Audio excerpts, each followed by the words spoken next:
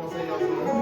Ya Hak, ya Hak, bak. Ya Hak, ya Hak, ya Hak. Bunu bir dinleyeceksin ki bak. Ya Hak, ya Hak, ya Hak. Bir şey gelesin çok gelesin. Ya Hak, ya Hak, ya Hak, ya Hak. Aman aman aman ya. Yarım aman aman ya.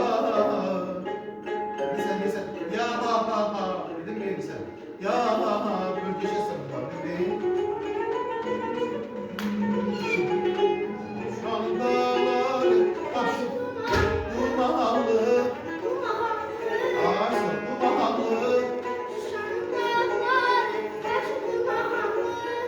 Bak bunu eylesin bak bir müzikte yaxşıdır. Orada da dumanlı aha aha aha aha aha arayda çok bunu aha aha bak birinci bir eləyəsən aha aha aha aha bakın sonra onu tələsdikcə yəni bölgeçdikcə aha aha dumanlı bu xırdallar öyrənəndən sonra o sizlərə özün eləyəsən değil mi? Yavaş yavaş eləyəsən.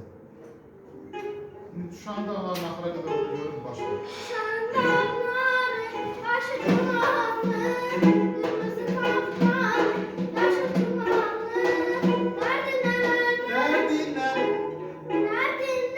derdinden ölmeye,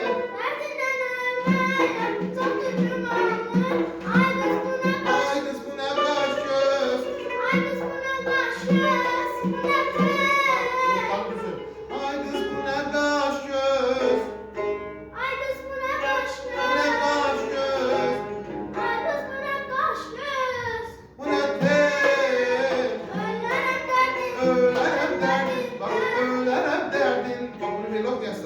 öğlenem derdinle